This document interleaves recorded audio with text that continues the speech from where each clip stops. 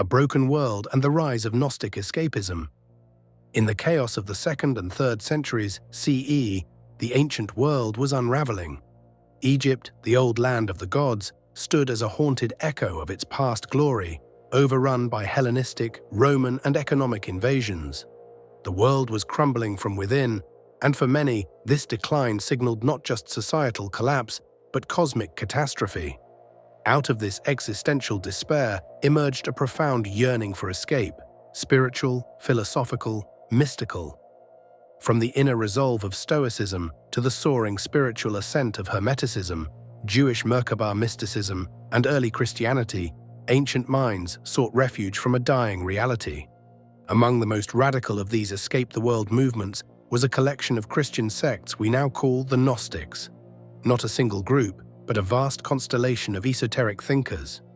What unified them was one explosive premise: the material world was not created by a good and loving God, but by a deranged, ignorant being.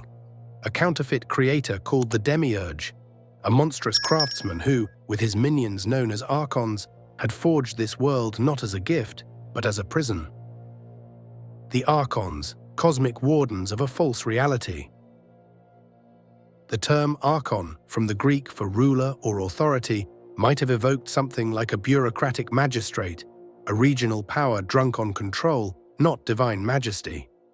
These were not gods. They were planetary thugs, cosmic middle managers in a dark hierarchy, bent on spiritual enslavement. According to many Gnostic texts, especially the influential Apocryphon of John, the Archons were born when Sophia, wisdom, one of the higher emanations of the true God, attempted to create without divine permission. Her error gave birth to a grotesque being, the Demiurge, known by names like Yaldabaoth, Saklas, and Samael. With the body of a serpent and the face of a lion, lightning bursting from his eyes, this being declared, "I am God, and there is no other." In his arrogance, he spawned the Archons, 12, then 7, then 365, representing the zodiac, planets, and days of the year. These beings shaped the fabric of time and space, constructing not just the cosmos, but also the illusion of reality. They built our bodies, our minds, our emotions, and our very sense of self, all to keep us trapped, asleep, unaware of our divine origins. The soul's imprisonment, how the Archons built the human psyche.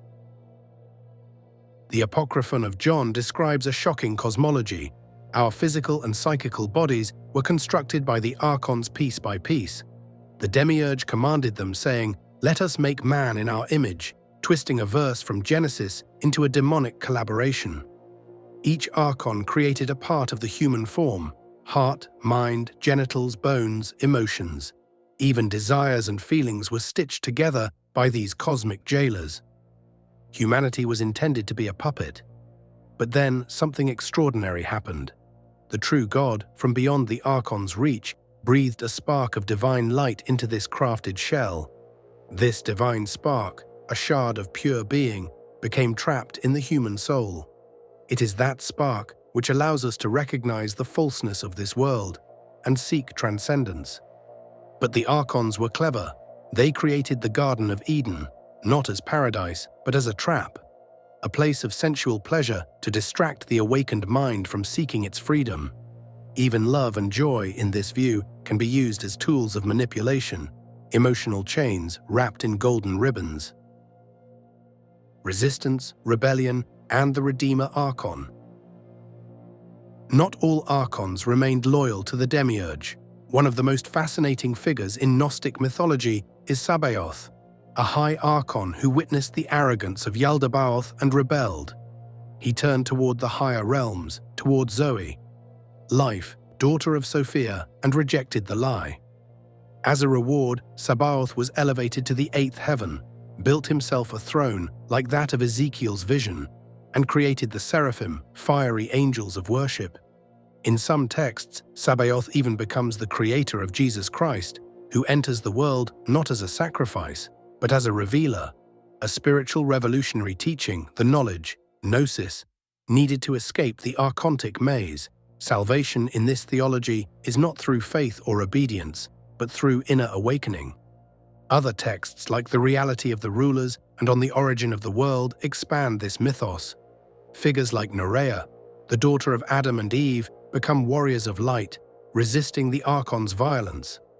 Eve herself, far from being made from Adam's rib, is said to emerge from the image of enlightened insight, making her a divine being in her own right, yet another inversion of traditional biblical narratives. The magical origins and lasting echoes of the Archons. Where did these bizarre beings come from?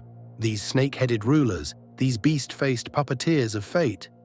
It turns out many of their names and functions trace back to Greco-Egyptian magical traditions and Jewish mysticism. In the Greek magical papyri, scholars have discovered spells, incantations, and nomina barbara, strange barbarous words of power that echo the same names found in Gnostic texts.